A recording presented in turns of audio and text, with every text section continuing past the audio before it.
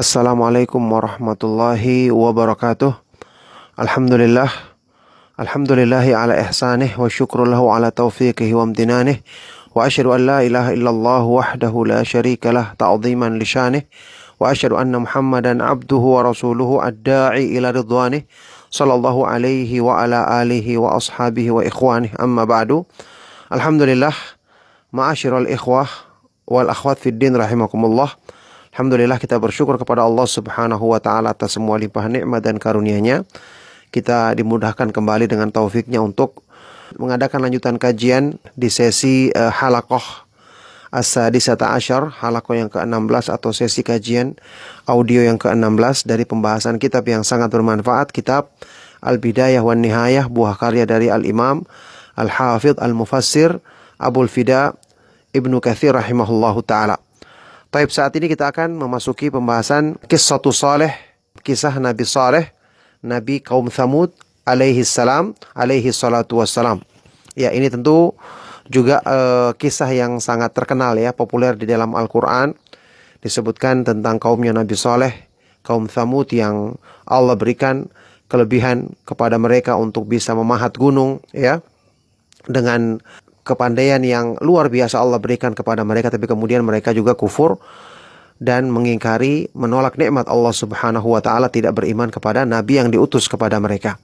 Taib, Tsamud ini adalah qabilatun masyhurah, satu suku bangsa yang terkenal. Disebut dengan Tsamud itu diambil dari nama nenek mereka atau kakek moyang mereka ya. Kata Ibnu Katsir rahimahullah taala, Tsamud adalah akhi Judais, saudara jadi Judais. Yang keduanya adalah, jadi Tsamud dan Judais adalah Ibna Abir Ibni Iram Ibni Sam Ibni Nuh ya. Keduanya Tsamud dan Judais adalah putra dari Abir bin Iram bin Sam Ibni Nuh. Sam putranya Nuh yang sudah kita ketahui termasuk yang selamat ketika mereka naik ke atas kapal yang dibuat oleh Nabi Nuh alaihi salatu wassalam. Wa kanu Araban, mereka adalah orang Arab asli, tinggal di satu daerah yang namanya Al-Hijr ya, di Al-Hijr yang terletak di antara Hijaz dan Tabuk ya, di Arab Saudi sekarang, di antara Hijaz dan wilayah Tabuk. Tabuk ini perbatasan Arab Saudi dengan, setelah itu nanti negeri Syam ya. Nabi SAW ketika menuju ke perang Tabuk ya, pernah melewati tempat ini bersama kaum muslimin, yang kemudian Nabi SAW memperingatkan untuk tidak berlama-lama di tempat yang telah diturunkan azab dari sisi Allah Subhanahu wa ta'ala. Nanti akan kita sebutkan hadisnya insyaallah di akhir pembahasan ini. Taib, kisah tentang Tsamud yang mendustakan Rasul yang diutus kepada mereka, Nabi Saleh alaihi salatu wassalam, tentu banyak disebutkan di dalam Al-Quran.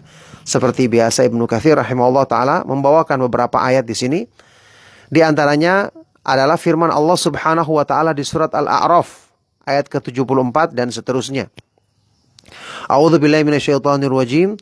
Wa ila Tsamud akhahum Salihan qala ya qaumi ibudullaha ma lakum min ilahin ghairuhu qad ja'atkum bayyinatun mir rabbikum hadhihi naqatullahi lakum ayah fadharuha ta'kul fi ardillahi wa la tamassuha bisu'in fayakhudhakum 'adzabun alim.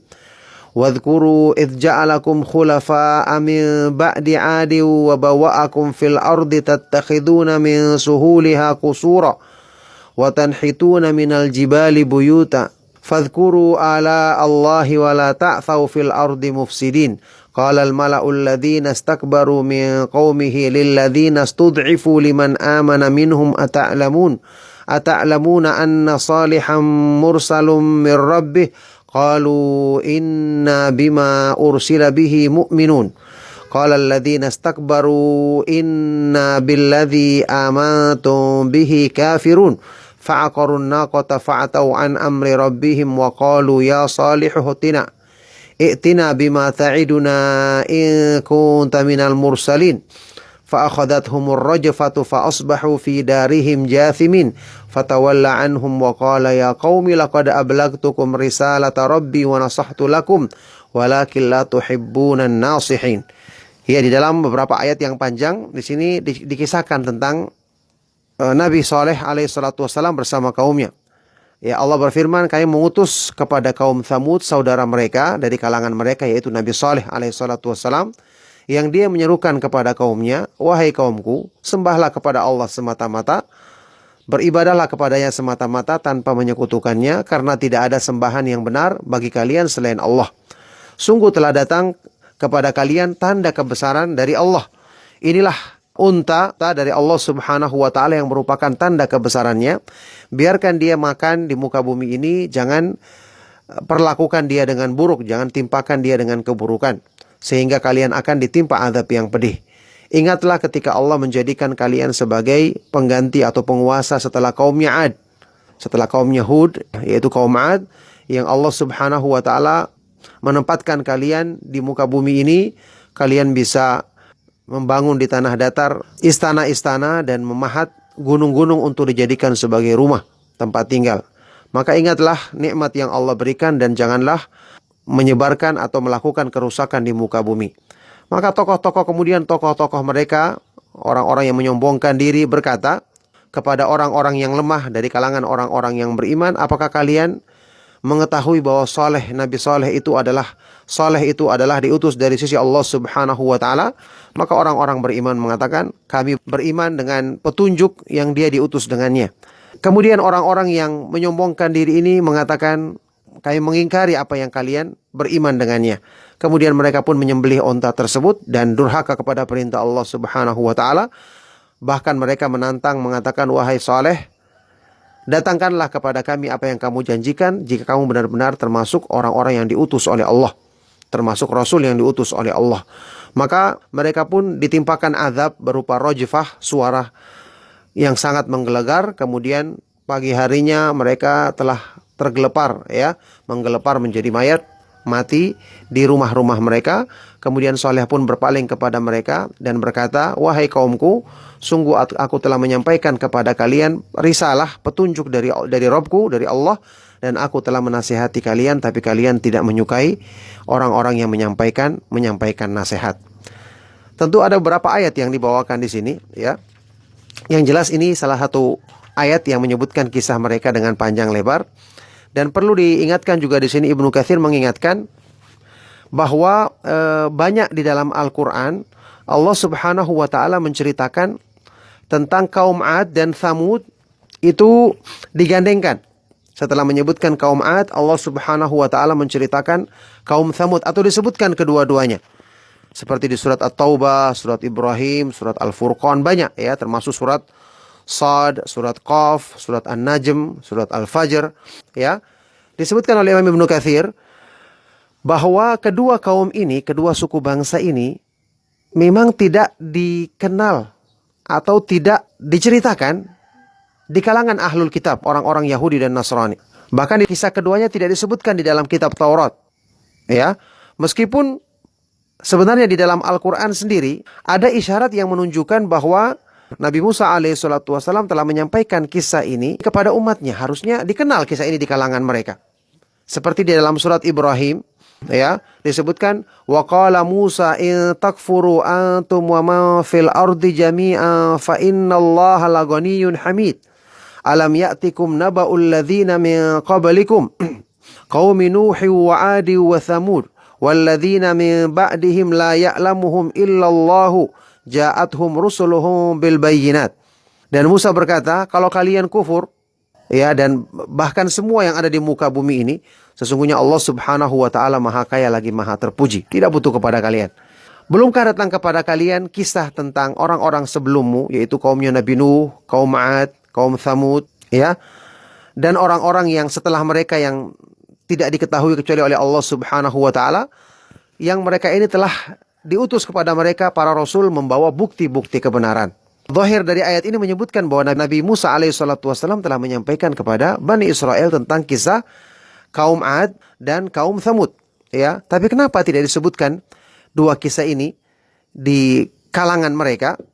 Maka disebutkan di sini oleh Imam Ibnu Katsir rahimahullah taala, sebabnya karena kedua kaum ini, kaum Ad dan Tsamud, adalah termasuk dari suku bangsa Arab, bukan dari suku bangsa mereka. Sehingga mereka tidak memberikan perhatian untuk menceritakan kisah ini atau menghafalnya dengan baik, Meskipun ternyata kisahnya telah dikenal di zamannya Nabi Musa alaihissalatu wassalam ketika beliau menyampaikan kepada kaumnya untuk mengambil pelajaran dari kaum-kaum yang terdahulu yang telah diazab karena kedurhakaan mereka. Nah, taib, kata Ibnu Katsir selanjutnya, wal maksudnya di sini adalah dzikru qissatihim, ya, menyebutkan tentang kisah yang terjadi pada kaum Tsamud ketika Allah Subhanahu wa taala mengutus kepada mereka Nabi Saleh alaihissalatu wassalam. Kemudian Allah menyelamatkan tentu saja Nabi Saleh dan orang-orang yang beriman, serta membinasakan sampai ke akar-akarnya orang-orang yang kufur, orang-orang yang durhaka kepada perintah Allah Subhanahu wa taala, itu mayoritas dari kaum Tsamud.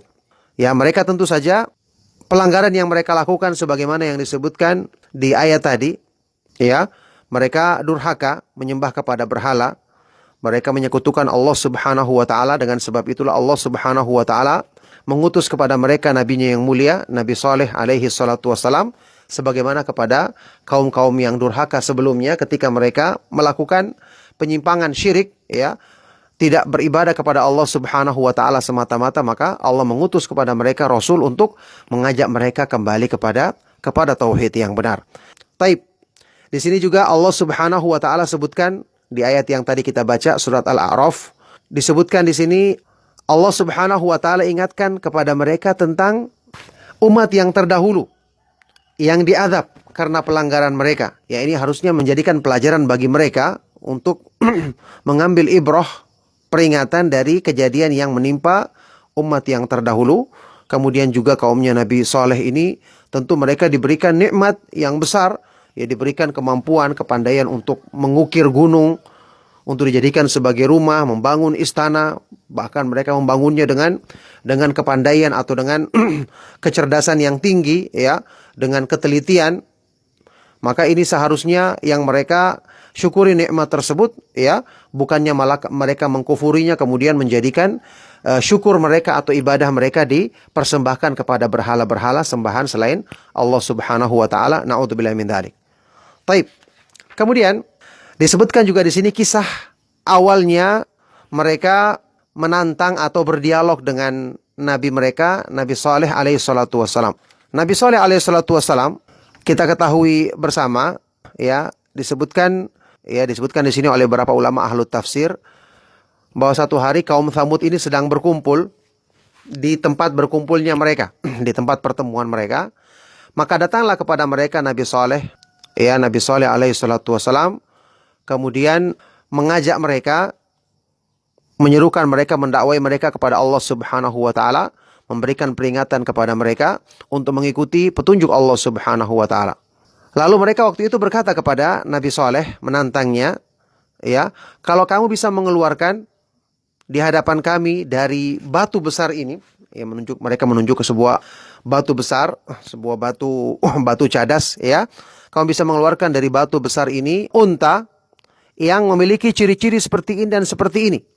Ya, mereka sebutkan ciri-cirinya dengan rinci, ya. Juga dengan syarat unta tersebut harus unta yang sedang hamil, ya, di dalam perutnya ada anaknya. Kemudian unta ini harus unta yang tinggi, sifatnya seperti ini.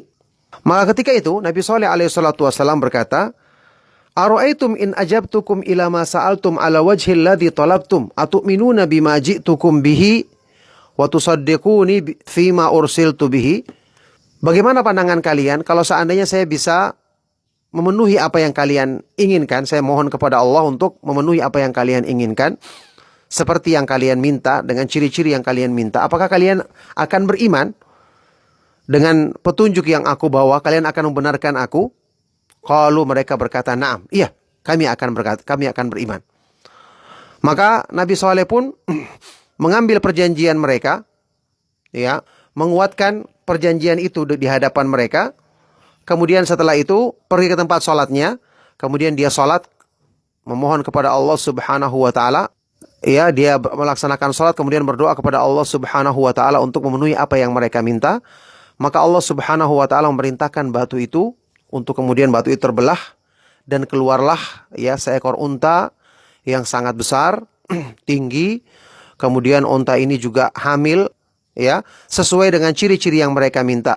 Kemudian ketika mereka menyaksikan ini, Ya, yang tentu ini merupakan satu perkara yang sangat agung sekali, yang sangat besar, bukti kebenaran yang sangat nyata. Kebanyakan dari mereka pun beriman. Yakni banyak dari mereka, bukan kebanyakan, tapi banyak dari mereka yang beriman, tapi justru kebanyakan yang lain, mayoritas yang lain, tetap kepada kekufuran dan kesesatan mereka. Makanya dikatakan di dalam Al-Quran tentang mereka, fadzalamu biha. Mereka menzolimi, yakni berbuat zalim setelah melihat tanda-tanda kebesaran Allah, artinya jahadu, mereka menolaknya. Tidak mau mengikuti kebenaran, padahal ya mereka sudah menyaksikannya, yakni kebanyakan dari kaum Tsamud ini. Tentu saja disebutkan di dalam kisah ini ya, ada beberapa pembesar. Salah seorang pembesar dari kaum Tsamud yang merupakan pimpinannya orang-orang yang beriman ya, setelah Nabi Saleh alaihi salatu wasalam, namanya Junda ibnu Amr ibnu Muhalla ya. Dan beberapa dari pembesar atau tokoh-tokoh yang lainnya sebenarnya ada yang sudah ingin beriman setelah melihat tanda-tanda kebesaran ini, tetapi dicegah oleh tokoh-tokoh yang lain yang merupakan penggiat yang mengajak selalu kepada kesyirikan, kepada berhala. Akhirnya mereka bisa dipengaruhi sehingga mereka tidak mengikuti kebenaran yang telah mereka saksikan, justru mengikuti apa yang diajak oleh teman-temannya yang buruk tersebut. Na'udzubillah min dzalik. Nah, setelah itu disebutkan juga di dalam ayat tadi, hadhihi naqatullah. Ini sekaligus untuk pelajaran bagi kita juga. Ini adalah naqatullah, untanya Allah. Tentu maksudnya di sini adalah idhafatut tasyrif, digandengkan kepada Allah untuk menunjukkan kemuliaan. Ya, sama dengan dikatakan Baitullah. Baitullah, rumahnya Allah, maksudnya rumah yang dimuliakan oleh Allah Subhanahu wa taala.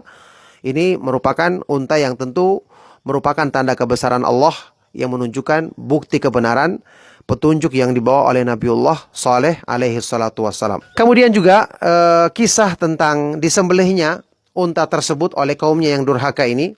Ya, saya sebutkan dengan ringkas di sini bahwa Ibnu Jarir dan para ulama ahlu tafsir lain menyebutkan ya secara ringkas bahwasanya kisah penyembelihan unta ini bermula dari adanya dua orang perempuan yang merayu dua orang pemuda. Ya, ada seorang perempuan yang bernama Soduk bintul Muhayya, Ibnu Zuhair Ibnul Mukhtar. Ya, dia ini seorang perempuan yang punya harta, yang kaya, yang punya kedudukan. Tadinya dia punya suami kemudian diceraikan, maka dia pun mengundang putra pamannya yang bernama Misra ibnu Mihraj ibnul Muhayya. Dia menawarkan dirinya kepada anak pamannya itu dengan syarat anak pamannya ini mau menyembelih untanya Nabi Saleh tersebut alaihi salatu wassalam. Perempuan yang kedua yang bernama Unaizah bintu Gunaim ibnu Mijlas. Ini seorang perempuan tua yang kafir, tapi dia punya beberapa anak perempuan. Ya, anak perempuan yang tentu cantik dan menarik. Kemudian dia menawarkan anak-anaknya ini kepada seorang laki-laki, seorang pemuda yang bernama Qidar atau Qadar ibnu Salif, dengan syarat dia mau menyembelih unta tersebut. Ya, mau melanggar perintah Allah dengan menyembelih unta tersebut. Dengan bujukan ini ditawarkan dia kalau dia berhasil maka dia terserah mengambil anak perempuannya yang mana saja yang disukainya. Maka kedua pemuda ini pun maju sebagai pemimpin dalam keburukan ini ya untuk menyembelih unta tersebut. Maka mereka pun kemudian datang kepada kaum mereka berdua. Ya, membujuk kaumnya supaya mau mengikuti pelanggaran tersebut, keburukan tersebut. Kemudian mereka berhasil pertama membujuk 7 orang sehingga jadilah mereka 9 orang. Ya, disebutkan di dalam surat An-Naml tentang 9 orang ini dalam firman Allah Subhanahu wa taala, "Wa kana fil madinati tis'atu rahti yufsiduna fil ardi wa la yuslihun." An-Naml ayat 48 ya. Bahwasanya di kota Tsamud itu, di kota mereka itu ada tis'atu rahtin, ada 9 orang laki-laki yang membuat kerusakan di muka bumi dan tidak melakukan perbaikan. Setelah itu mereka membujuk orang-orang yang lainnya ya, mempengaruhi kaumnya sehingga mereka mau bersama-sama untuk membunuh onta tersebut. Akhirnya mereka mulai mengintai onta tadi, ya, onta Nabi Saleh alaihi salatu wassalam. Ketika onta ini kembali dari tempat minumnya, maka mereka pun atau salah seorang dari mereka memanahnya. Ya, melontarkan panahnya, kemudian panah itu menimpa dari tulang betis daripada onta tersebut. Ya, menembus tulang betis daripada onta tersebut. Kemudian di saat seperti ini kaum perempuan mereka ya yang telah ditugaskan membujuk kaumnya agar ikut serta dalam pembunuhan onta ini. Kaum perempuan itu menyerukan kepada kabilah atau orang-orang di kampung mereka untuk ikut serta dalam membunuh ini. Akhirnya mereka beramai-ramai untuk membunuhnya. Yang kemudian yang pertama kali melakukannya adalah Qaddar ibnu Salif tadi, salah seorang dari pemuda tadi. Yang kemudian dia menyerang onta tersebut dengan pedangnya. Bahkan dialah yang menyembelih onta tersebut ya. Dengan pedangnya dia memotong urat di bawah leher. Ini cara untuk menyembelih onta itu memang dengan urat di bawah lehernya, untuk kemudian menjadikan onta tersebut dan kemudian tersungkur ya, jatuh ke tanah. Yang kemudian setelah itu dia mengeluarkan suara yang sangat keras sekali, mengingatkan kepada anaknya, karena onta ini kan sudah melahirkan anaknya ya. Dia mengingatkan kepada anaknya supaya lari. Kemudian setelah itu Qaddar ibnu Salif tadi, yang pemuda yang kafir ini, melanjutkan dengan menyembelih. Ya, jadi pertama setelah dia menyerang onta tersebut, pertama yang diserangnya adalah bagian kakinya, sehingga onta ini jatuh. Setelah itu dia kemudian menusuk atau memotong bagian urat di bawah lehernya, yang dengan sebab ini dia menyembelih onta tersebut. Kemudian anak dari onta tadi lari setelah mendengarkan peringatan dari induknya, lari dan mendaki sebuah gunung. Ada juga pendapat yang menyebutkan bahwasanya mereka pun kemudian mengikuti anak onta tersebut, kemudian ikut disembelih. Yang jelas ini adalah sebab kedurhakaan mereka, yang setelah itu Allah Subhanahu wa taala membinasakan mereka ya. 3 hari kemudian mereka dibinasakan dengan izin Allah Subhanahu wa taala. Itu ringkas dari kisah kedurhakaan mereka. Nah, maka disebutkan di dalam Musnad Imam Ahmad, di dalam sebuah hadis yang diriwayatkan dengan sanad yang kuat ya, dari Jabir bin Abdullah radhiyallahu taala anhu, Rasulullah sallallahu alaihi wasallam ketika melewati negeri mereka ini, perkampungan Al-Hijr ini, Rasulullah sallallahu alaihi wasallam bersabda, "La tas'alu al-ayat." Janganlah kalian meminta tanda-tanda kebesaran yang kemudian didustakan setelah itu. Faqad sa'alaha qaumu saleh, karena ini telah pernah diminta oleh kaumnya Nabi Saleh. Ya. Kemudian jadilah Allah keluarkan yang berupa onta tadi itu, yakni naqata taridu min hadzal faj wa tasduru min hadzal faj. Yang onta itu datang menuju ke tempat air mereka dari arah ini, dari jalan ini, dan kemudian juga keluar darinya atau pulang darinya dari jalan ini. Fa'atau an amri rabbihim fa'aqaruha, tapi mereka kemudian durhaka dari perintah Allah dan menyembelih onta tersebut. Ya, yang mana onta ini tadinya dia minum di perairan mereka, sumber air mereka, 1 hari, dan hari berikutnya mereka meminum susu dari onta ini karena dia punya susu yang banyak. Ya, dia punya anak sehingga punya susu yang banyak. Ya, 1 hari dia minum dari tempat air, sumber air mereka, dan 1 harinya lagi mereka meminum susu onta tersebut. Kemudian akhirnya mereka pun fa'aqaruha, menyembelih onta tersebut, melanggar perintah Allah. Fa'akhadhathumus sayhatun, maka Allah Subhanahu wa taala menimpakan mereka dengan adab berupa suara yang menggelegar, teriakan yang sangat keras, yang dengan itu Allah Subhanahu wa taala membinasakan semua mereka yang ada di bawah langit ini dari kalangan mereka, illa rajulan wahidan, kecuali ada seorang laki-laki yang ketika itu dia berada di Masjidil Haram atau di tanah haram. Ya, dia berada di tanah haram sehingga dia bebas dari adab tersebut di waktu itu.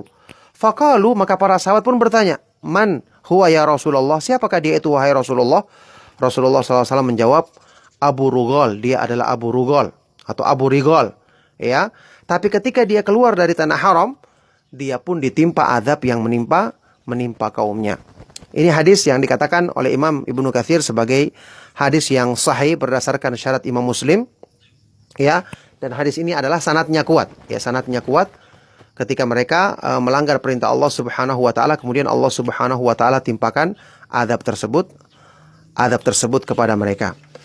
Ya, yang jelas di sini kaumnya Nabi Saleh alaihi salatu wasalam adalah kaum yang durhaka ya. Mereka tidak mau mendengarkan nasihat, mereka menyekutukan Allah Subhanahu wa taala, mendapatkan peringatan dari nabinya yang mulia, mereka tetap berpaling, naudzubillah min dzalik. Taib, kemudian di sini wafatnya Nabi Saleh alaihi salatu wasalam disebutkan. Setelah kejadian ini tentu Nabi Saleh alaihi salatu wasalam kemudian berpindah ke tanah haram ya. Kemudian tinggal di sana sampai beliau diwafatkan oleh Allah Subhanahu wa taala.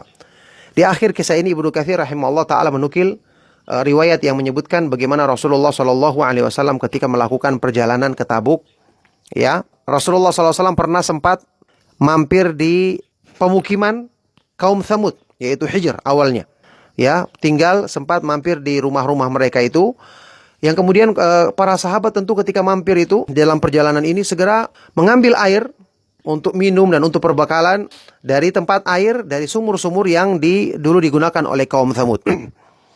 Bahkan mereka sudah mulai membuat adonan roti untuk persiapan makan, sudah mulai memasang atau menempatkan kudur, panci-panci untuk memasak. Ketika itu Rasulullah Shallallahu Alaihi Wasallam ya tentu mendapatkan wahyu dari Allah Subhanahu Wa Taala, segera memerintahkan kepada mereka untuk menuangkan air-air di panci-panci tersebut. Adapun adonan yang telah mereka bikin segera diberi makan untuk unta, segera dihabiskan untuk makanan unta. Karena mereka harus segera pergi meninggalkan tempat tersebut, ya. Sampai kemudian Rasulullah SAW membawa mereka sampai ke bi'r, sebuah sumur yang merupakan tempat minum dari onta tersebut yang telah dibunuh oleh mereka. Di situ Rasulullah SAW menyebutkan kepada mereka larangan untuk masuk ke tempat orang-orang yang atau ke perkampungan, ke tempat orang-orang yang diazab oleh Allah Subhanahu Wa Taala. Rasulullah SAW bersabda, Inni akhsha an yusibakum mithlu ma asabahum fala tadkhulu alaihim. Sesungguhnya aku khawatir kalian akan ditimpa seperti yang menimpa mereka, maka janganlah kalian masuk ke negeri orang-orang yang telah diazab oleh Allah Subhanahu Wa Taala. Ini peringatan dari Rasulullah SAW tentang tidak bolehnya kita masuk meskipun untuk alasan itu sekedar rekreasi atau piknik atau yang lainnya, tidak boleh, karena bisa jadi akan menimpa mereka apa yang Allah Subhanahu Wa Taala timpakan kepada mereka. Na'udzubillah min dzalik. Nah, kemudian juga disebutkan di dalam riwayat yang lain, ya, Rasulullah SAW ketika berada di tempat ini, Rasulullah SAW bersabda, La tadkhulu ala haula'il mu'adzabin illa an takunu bakin, fa illam takunu bakina fala tadkhulu alaihim an yusibakum mithlu ma asabahum. Janganlah kamu masuk ke tempat orang-orang yang diazab itu kecuali sambil menangis.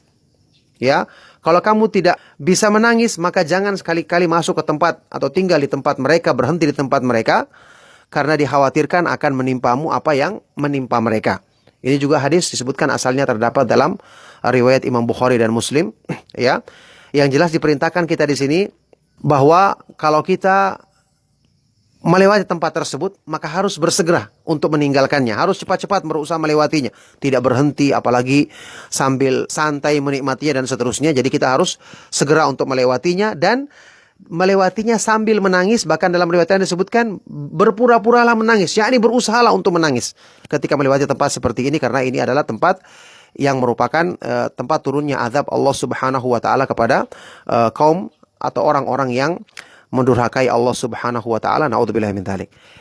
Barakallahu fikum. Itulah ringkasan dari penjelasan tentang kaum Tsamud dan nabi mereka, Nabi Shalih alaihi salatu wassalam. Semoga bisa menjadi pelajaran penting bagi kita semua untuk kebaikan dunia dan akhirat kita. Kita cukupkan sampai di sini. Sallallahu wasallam wa barak ala nabiyina Muhammad wa ala alihi wa sahbihi ajma'in. Walhamdulillahi rabbil alamin.